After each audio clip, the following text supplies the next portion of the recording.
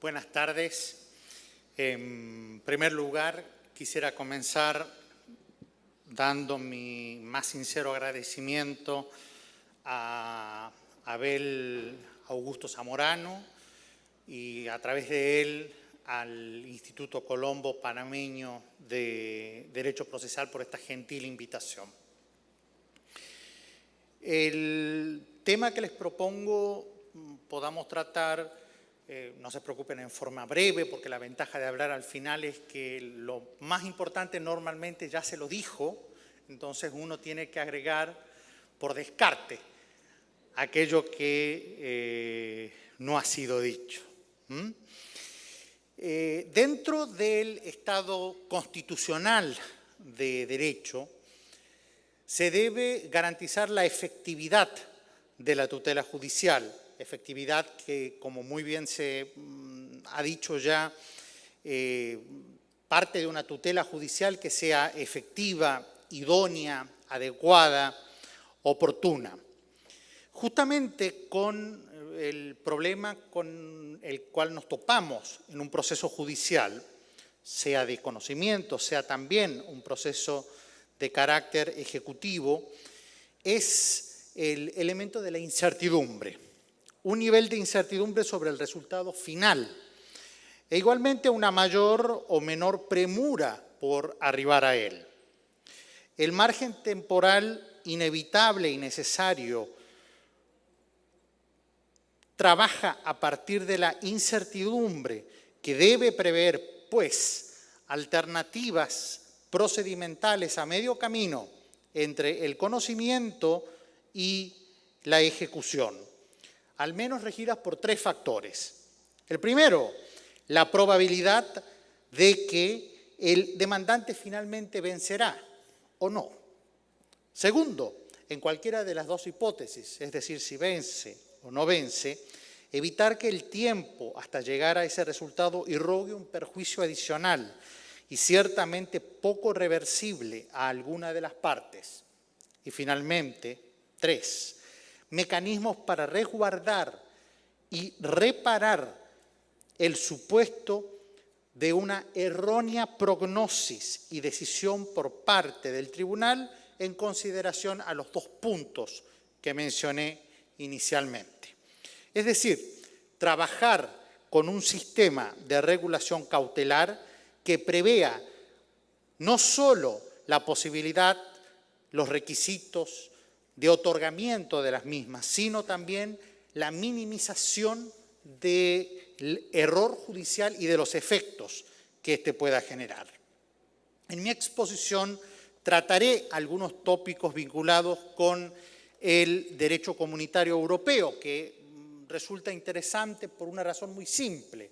Dentro de la Unión Europea hay una libertad de circulación de bienes y servicios, y dentro de los bienes y servicios que circulan y deben circular libremente, están justamente las sentencias y las decisiones sobre materia cautelar.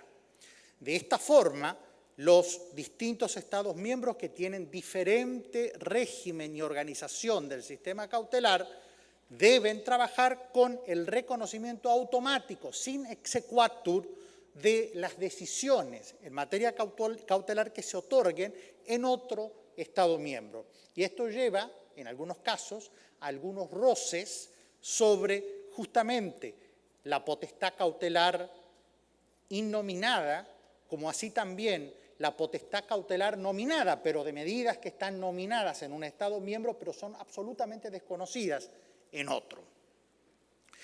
Finalmente, trataré de explicar y ver los contrastes en el derecho procesal civil, laboral y de familia chileno, contrastes que ya van a ver por qué los califico así, en torno a reformas vigentes y reformas por venir en relación a la tutela cautelar innominada. Déjenme, pues, comenzar con la faz conceptual y de clasificación y características de lo que es la tutela cautelar innominada. Frente a riesgos de incertidumbre, tal cual lo plantea al inicio, el tribunal tiene que decidir si concede o no una medida cautelar. La mayoría de los tribunales abordan el problema, lo digan o no, de la siguiente manera: examinando si la medida se rechaza con un juicio de prognosis, examinando si la medida se acoge. ¿Cuál va a ser el más perjudicado? En otras palabras, si va a resultar más perjudicado el requirente de la medida cautelar en comparación con el requerido por esa medida cautelar.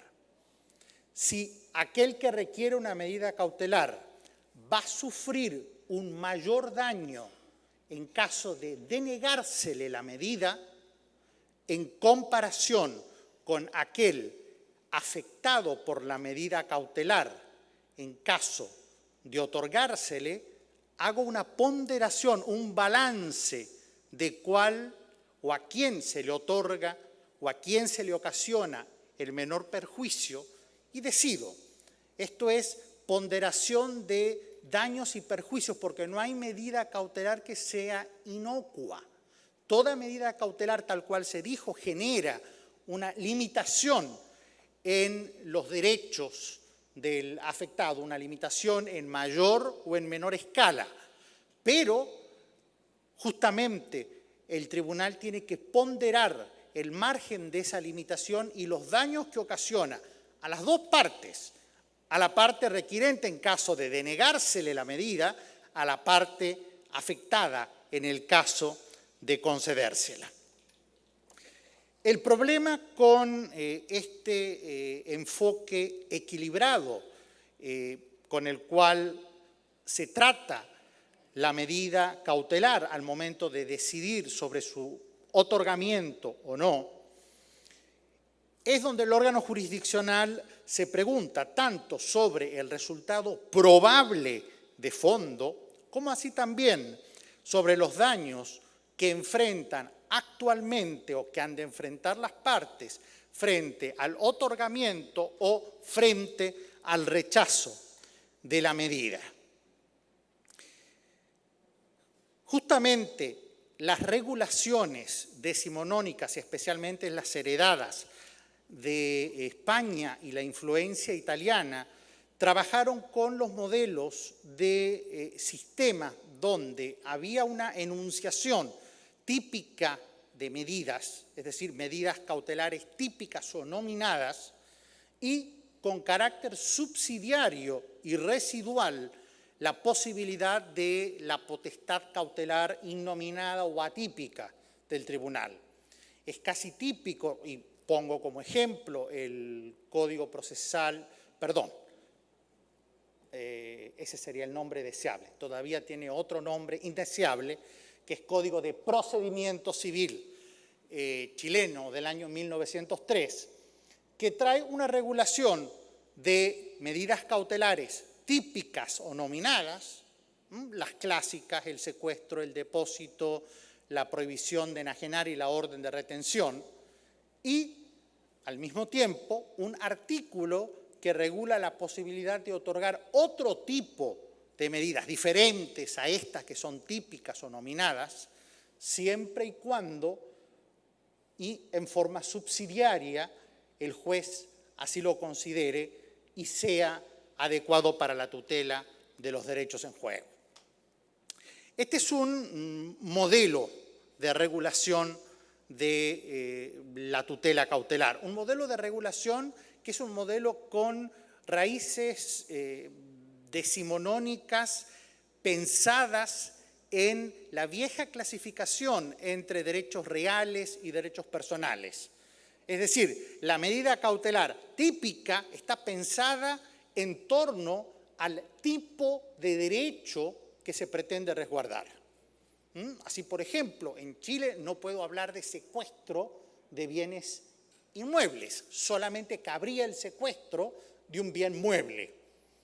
La orden de retención o la prohibición de celebrar actos y contratos están vinculados con derechos reales, en sus casos, con derechos personales, en otros casos. Pues bien, este es el paradigma decimonónico de recepción y de regulación de las medidas cautelares en torno al derecho que se está haciendo valer y si ese derecho tiene la calidad de real o de personal. Fíjense que no hay relevancia alguna en torno a derechos que son absolutamente extrapatrimoniales o los nuevos derechos, como los quieran ustedes calificar. Pues bien, ¿hay alternativas a esta regulación? Sí, hay alternativas. Y la alternativa también es una alternativa decimonónica, y estoy pensando en los modelos germano e inglés de fines del siglo XIX, donde el centro de atención no es el modelo o el tipo de derecho, si es derecho real o si es derecho personal, que se quiere resguardar mediante esa medida cautelar en un proceso en concreto, sino la función que se le va a dar a esa medida cautelar, ya no teniendo en cuenta el tipo de derecho discutido, sino el fundamento de la pretensión en el proceso y si esa pretensión puede ser regulada de mejor manera, ya sea estableciendo una regulación provisoria al respecto, alternativa 1, ya sea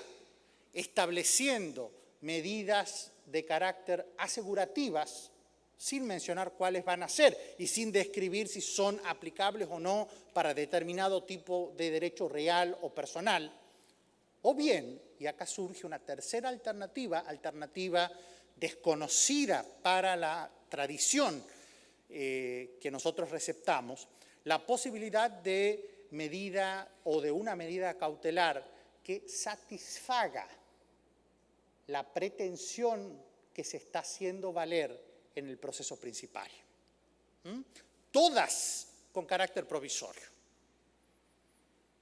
Esta es la otra alternativa de regulación funcional, ya no en tipo en pro o de acuerdo al tipo de derecho real o personal, sino en tanto a la función que esa medida cautelar va a asumir. Y el juez está munido de la potestad cautelar para decidir si lo más adecuado es un marco regulatorio provisorio, un marco conservativo o un marco de satisfacción por anticipación de ese derecho. Un dato interesante, caso de Nielauer del Tribunal Europeo de Derechos Humanos, importante para tener en cuenta, es el siguiente. En un proceso en el cual eran partícipes Holanda contra Italia, Holanda había dictado una medida cautelar dentro del sistema de ellos, una medida cautelar muy parecida a lo que nosotros conocemos con el nombre de medida autosatisfactiva. Como esa medida resultaba desconocida para el sistema italiano, los tribunales italianos no la aceptaron, bueno, se fueron al Tribunal Europeo de Derechos Humanos, Holanda o el agraviado holandés alegando de que se había vulnerado un derecho a la tutela judicial efectiva, y es importante el fallo del tribunal, porque el fallo del tribunal especifica que el derecho a una tutela cautelar forma parte del debido y justo proceso establecido en el artículo 6 de la Convención Europea de Derechos Humanos. Así como los tribunales tienen que conocer, tienen que decidir, eventualmente existirá una fase de ejecución, pues es un requisito o un elemento absolutamente indiscutible en el ejercicio de la función jurisdiccional, el ejercicio de la potestad cautelar. Potestad cautelar, solicitud o posibilidad de solicitar la protección cautelar, ya que la protección cautelar tiene por objeto no el resguardo de un derecho en previsión a un resultado posible de un proceso, sino el resguardo mismo de ese derecho que se está discutiendo aquí y ahora. So consecuencia de que si no se adoptan decisiones adecuadas, idóneas y oportunas aquí y ahora, ese derecho llegue a ser, al momento de decidirse, simplemente un papel firmado, una sentencia sin efectividad alguna. Fíjense que este otro modelo del cual les hablé de posibilidad de regulación de la tutela cautelar, que es más cercana a lo innominada y más cercana al poder cautelar amplio del tribunal, es la tendencia que ha seguido, en el caso de Chile, en las reformas al proceso laboral, reformas al proceso de familia, reformas a la reciente introducción, ya está en funcionamiento, de los tribunales ambientales y los tribunales de defensa de la libre competencia. Ahí no hay ningún problema en hablar, fíjense, por ejemplo, ya no del secuestro o del depósito, no interesa si secuestro o depósito, lo que interesa es la función de esa medida cautelar. Y se habla de una función conservadora, por un lado, medidas cautelares de carácter conservativas, las que tienen por objeto asegurar el resultado de la pretensión, las medidas cautelares innovativas que alteran las circunstancias de hecho y de derecho, y a todo ello le suma la potestad cautelar del tribunal para diseñar o flexibilizar la medida cautelar ad hoc para el caso en concreto. Es muy curioso, en estos sistemas reformados se introduce la función, el rol de la tutela cautelar a partir de un esquema abierto y atípico. Abierto y atípico y solo centrado en lo funcional, simplemente conservativo, innovativo o flexibilidad en la adecuación de la tutela cautelar para ese caso en concreto, lo que podríamos llamar la potestad cautelar innominada dentro de la terminología que estamos trabajando. Por cierto, y es otro dato muy curioso, en las tres reformas se introduce la potestad cautelar de oficio. Es decir, el juez puede de oficio ordenar una medida cautelar. Lo de oficio fue interpretado y es interpretado en el sentido de que por regla quien va a solicitar la tutela cautelar va a ser la parte, se lo va a solicitar al requerimiento de parte, y lo que va a hacer el tribunal es de oficio poder, conjuntamente con la parte, armar el diseño de esa tutela cautelar para ese caso en concreto. Cuando se teme a la medida cautelar innominada, cuando la medida cautelar innominada se transforma en algo que pueda ocasionar temores, pueda ocasionar miedos, en realidad de lo que estamos teniendo miedo es del juez.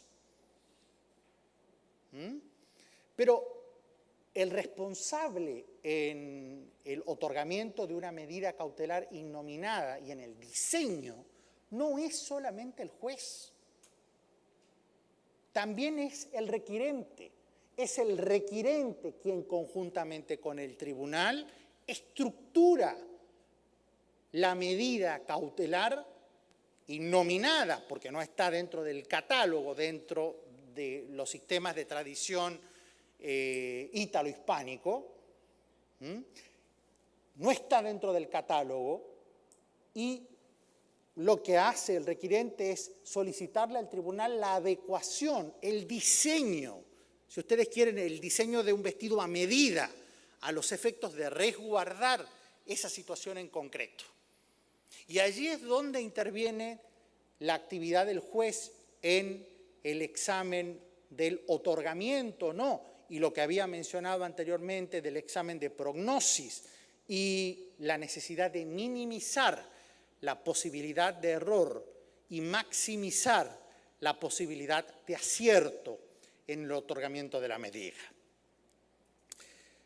¿De qué forma, desde el punto de vista funcional, se puede resguardar un justiciable afectado por una medida cautelar de este tipo, una medida cautelar innominada u otro tipo de medida cautelar, cuando el juez incurrió en el error de conceder una medida, otorgándole o produciéndole al afectado por esa medida un daño mayor que el daño que sufriría o que habría sufrido o que habría podido sufrir el solicitante de la medida en el caso de habérsele denegado. Frente a ese supuesto, el ordenamiento jurídico, y acá cito otro fallo Portolio del Tribunal Europeo de Derechos Humanos, el ordenamiento jurídico debe prever mecanismos de balance, de contradictorio y de resguardo frente al otorgamiento de las medidas cautelares.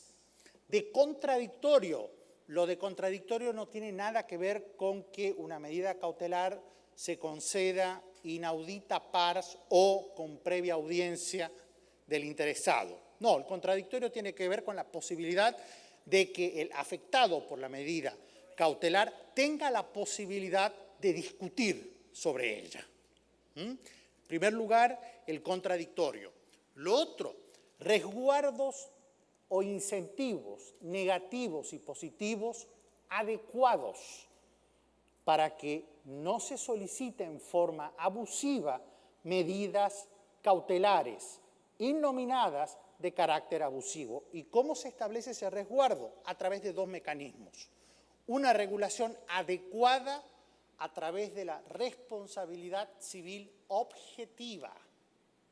Responsabilidad civil objetiva de aquel que solicita una medida cautelar que ocasiona un perjuicio. Punto número 1. Punto número 2.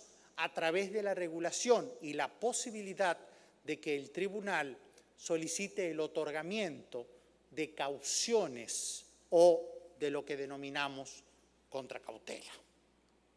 Son los tres resguardos, como ven ustedes, de alguna forma que el ordenamiento jurídico cautelar tiene que prever para que el funcionamiento de ese sistema cautelar, en especial el sistema cautelar innominado, tenga un balance y logre minimizar la posibilidad de error a través de incentivos negativos y positivos que van dirigidos al tribunal y que van dirigidos a las partes.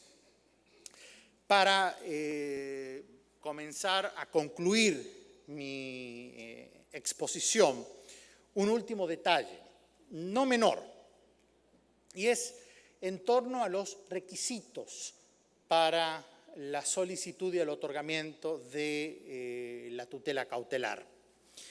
En la reforma, estas que mencioné, en el proceso laboral y de familia en Chile y el contraste con el procedimiento existente en materia civil, se prescindió de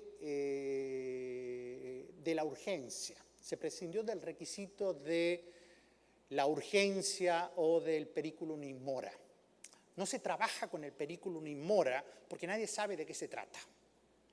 En definitiva, es una nebulosa que no puede de alguna forma concretizarse o manifestarse. Entonces, lo que sí se introduce como requisito, y con ello se trabaja, es la verosimilitud del derecho, es decir, la acreditación del derecho que se está discutiendo en el proceso principal, y en lugar de trabajar con el periculum in mora, se sustituye este periculum in mora, la urgencia, por el periculum damni, el peligro de daño. ¿En cuáles términos? En los términos que mencioné antes. En examinar a cuáles de las dos partes se les genera u ocasiona mayor perjuicio solicitante, afectado, de concederse y o de denegarse una medida cautelar. Un último punto, y con esto ya voy terminando, es que dentro de estas regulaciones se establece, dentro de la posibilidad de la potestad cautelar innominada, lo que se denomina la instrumentalidad atenuada. ¿En qué consiste esto? Sabemos de que normalmente lo cautelar es accesorio a lo principal, es decir, instrumental a lo principal. Ahora, ¿qué sucede en aquellos casos donde, por ejemplo, se otorga una medida cautelar innominada que satisface la pretensión en ese proceso principal? Fíjense, un ejemplo, y es un caso de defensa de la libre competencia en Chile, que lo tomo como ejemplo. El tribunal otorgó una medida cautelar y esa medida cautelar ordenaba la prohibición a una de las partes de vender determinado producto dentro de Santiago porque quien tenía la licencia, el franchising para hacerlo, era otro, que era el competidor y que había iniciado ese proceso. ¿Cuál era la demanda en el proceso principal?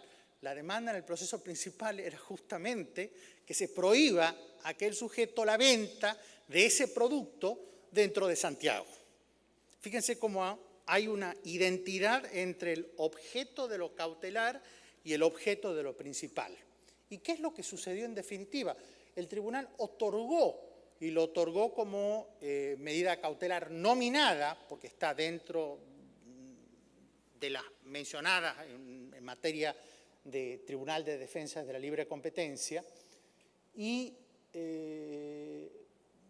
el proceso no se continuó. Ninguna de las partes lo instó al proceso. Se produjo una suerte de fenómeno de conciliación. El demandante obtuvo lo que quería en lo principal. El demandado se salvó al menos de la imposición de una serie de multas o sanciones patrimoniales. Entonces, ambos los dos dejan de impulsar el proceso queda en stand-by y las partes de alguna forma no obtienen la totalidad, pero sí obtienen una parcialidad que termina satisfaciendo sus intereses. Es lo que se denomina instrumentalidad atenuada y de alguna forma se produce cierto fenómeno, entre comillas, autosatisfactivo porque no es necesario seguir con la prosecución de ese proceso. Conclusiones. El tipo cautelar abierto e innominado antes que el tipo cerrado y por excepción el nominado con un catálogo de medidas obligatorias y limitantes de la facultad y de la potestad cautelar necesaria e indispensable para un juez dentro del Estado constitucional de derecho, cada vez es más necesaria. No solo los nuevos derechos que se están haciendo valer necesitan de una potestad cautelar innominada, sino también el trabajo conjunto entre los litigantes y el tribunal garantizan cierta comunicación y legitimidad de las decisiones que se adopten al respecto. Lo cautelar e innominado no es sino la manifestación de la potestad abierta del juez de efectivizar los valores constitucionales del debido y justo proceso cuando el tiempo y el peligro de un daño irreparable o de difícil reparación así lo exige. Nada más, muchas gracias.